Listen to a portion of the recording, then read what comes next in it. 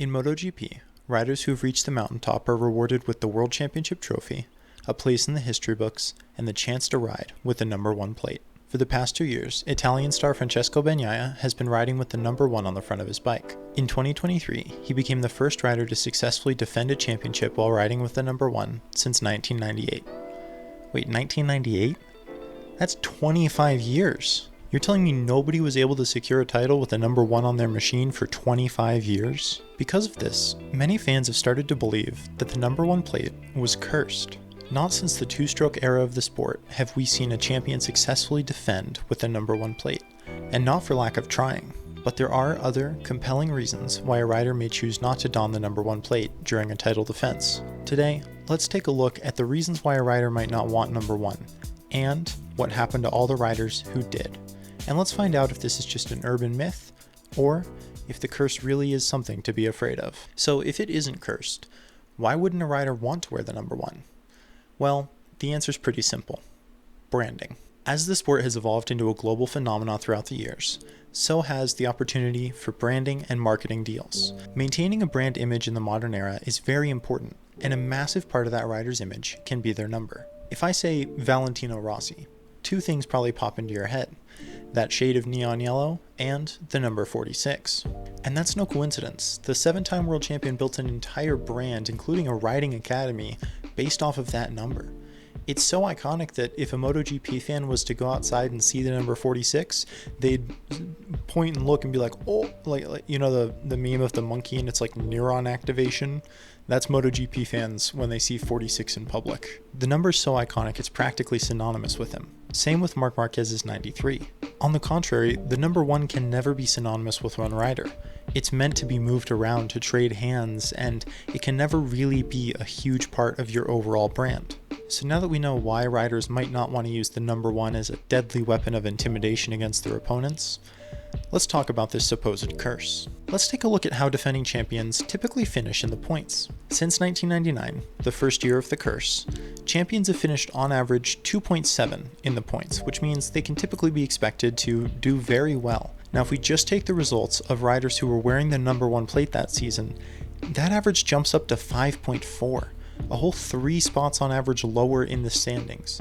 That's a pretty significant decrease. Prior to Bagnaia, there were 6 seasons where a rider attempted to get the championship while wearing the number 1 plate. Let's take them one by one and find out how legit this curse really is. The last champion to secure the title while riding the number 1 prior to Bagnaia was Mick Doohan in 1998. Doohan dominated the mid to late 90s on his Honda NSR 500, winning every title from 95 to 98, and doing so with the number 1 plate 4 times. Safe to say, either there was no curse back then, or Doohan was immune, because he seemed to have no trouble being the best rider in the world while riding with the number 1.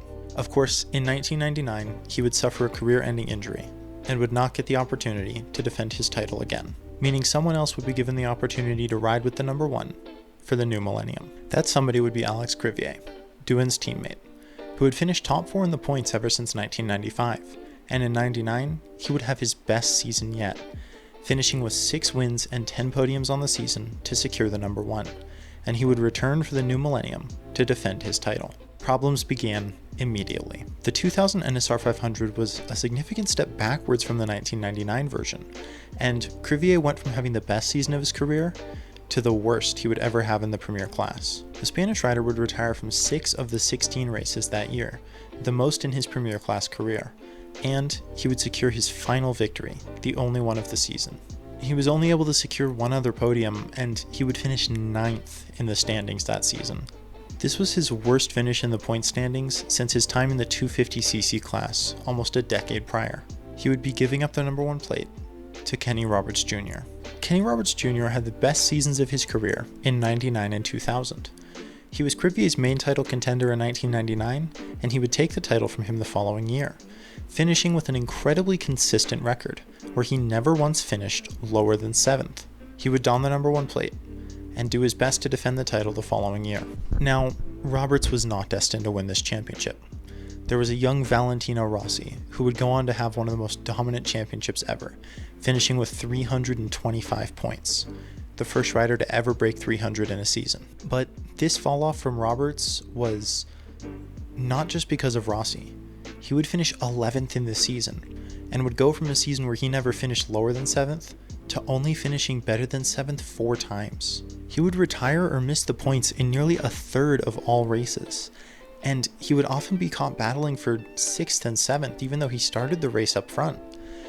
It was really a strange fall off from Roberts. Suzuki notoriously had trouble developing their 4-stroke bike in 2002, but this was before all that. He was still on the 2-stroke and he just couldn't get it done anymore. This year is somewhat strong evidence for a curse. Roberts Jr. just didn't have it in him all of a sudden, and in a year where Rossi scored 325 points, the defending champion couldn't even crack 100. The young doctor would go on to dominate the next few years, winning the championship 5 times in a row. But he would never change his number, sticking with the famous 46 throughout his tenure as champion. It would take until 2006 for someone to dethrone him and don the number 1 plate again. Nicky Hayden's 2007 season is another one that might really make you believe he was cursed. He would struggle with the RC212V, and this season was just marred with incidents that were so unfortunate for Hayden. He would crash out of 4th in France, and then finish completely outside the points in Great Britain. Things were looking up at the Dutch TT. Hayden was one of the fastest riders in practice, but come qualifying, torrential rain would come down, ruining any progress he had made over the weekend, and he would qualify in 13th. He would manage to fight all the way from 13th back up to 4th in the race. Similarly, in Germany, he would qualify 14th and fight back up to 3rd. Things were looking up for the Kentucky kid. Maybe this season wouldn't be so bad. In his home round in America, Hayden would make contact with John Hopkins after going wide in a turn, and would eventually have to retire after seeing he was lapping 3 seconds behind the fastest riders on the track. The rest of the season wouldn't be much better. He would be forced into a gravel trap in San Marino and would only manage 13th. 9th place in Japan wasn't much better, and like a final FU from the racing gods, his engine would completely lose power at Phillip Island, forcing him to retire from the race. Hayden would only manage to finish 8th in the title race, but this time, someone would be taking the number 1 plate from him. New champion, Casey Stoner. Casey Stoner would don the number 1 plate for the 2008 season, and he would put up a valiant effort. Stoner remained unfazed by whatever curse was held within the number 1 plate, and he would put up a great fight against Valentino Rossi, who had decided that 2 seasons of being beaten was way too much for his liking. However, Stoner's season was not free from incidents. In France, Stoner would fight for a podium position with rain threatening. However, with just 8 laps remaining, he would slow down on the straight and put his hand in the air. His engine had failed. He would manage to go around, and because it was a white flag race, he was able to swap bikes and get back out there. Stoner would also suffer crashes in Brno and Misano. And with Rossi in top form, 3 non-point scoring finishes just wouldn't cut it. He was forced to give up the championship title. Rossi would win 2 more championships and refuse the number 1 plate every time. However, in 2010, a new face would take the title, Jorge Lorenzo. And Jorge Lorenzo would elect to change from 99 and go all the way down to number 1. Lorenzo would put up a valiant effort in the title fight, securing 3 wins and 10 podiums. But unfortunately for him, Stoner wanted his turn with the number 1, and he would utterly dominate. With the exception of a collision with Rossi in Spain, Stoner would win or podium in every single race that season. However, Lorenzo would somehow fight back against this incredible season from Stoner, and with 4 rounds left, he was only 40 points down. Not a small gap, but still in contention. Then, in a practice crash at Phillip Island, Lorenzo would lose part of his left ring finger. Fortunately, the surgery was a success, and Lorenzo would regain use of his finger. However, he would be forced to watch from the sidelines as Stoner took the championship uncontested. Stoner would again choose to don the number 1, becoming the last rider to do so before Bagnaia's 2023 campaign. Stoner would start the season strong, competing with Lorenzo and Danny Pedrosa for the title.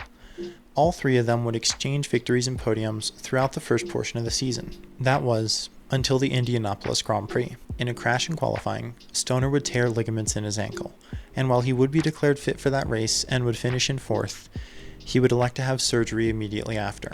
This would functionally put him out of contention for the title in his final MotoGP season. We would have to wait 11 long years to see another world champion put on the number 1 plate. After his 2022 victory, Bagnaia decided to defend it in 2023 with the coveted number 1. At the start of the season, it seemed like the curse was back in full effect. finishing outside the points in Argentina and failing to finish 2 rounds soon after. But he would pick himself back up and would go on to be the first world champion to defend a championship with the number 1 in 25 years. It is undeniable that riders have had bad luck with the number 1 plate. Crivier got saddled with a bad bike. Roberts couldn't get it done against half the field. And Stoner and Lorenzo would each have incredible injuries that functionally ended their chances at a title. While all of these are undeniably unfortunate events, I'm not willing to say that they were caused by the number that a rider decided to put on that year. In the end, whether the curse is real is up to the riders. How do you perform when the pressure is at its highest? How do you keep the motivation when you've already reached the ultimate goal? I don't think there's anything supernatural about the number 1. But who knows? I've been wrong before. Hello, welcome to the end of the video. If you're still here, thank you so much. I appreciate you. Go ahead and give me a like. Feel free to subscribe. Last time I recorded a video, I was at like 30 subscribers, and now I'm at 530, which is a number that I'm not really sure how to process. So hello everyone, it's amazing to have you here. Thank you so much for putting your faith in me to bring you good content. I hope that I can continue to do that. Full-time student right now, and it's kind of kicking my ass, but I'm doing my best, and I'm doing my best to manage this and that at the same time. So here we go. Let's have some fun. Let's see where it takes us, and most of all, let's have a fantastic day. Thanks for watching.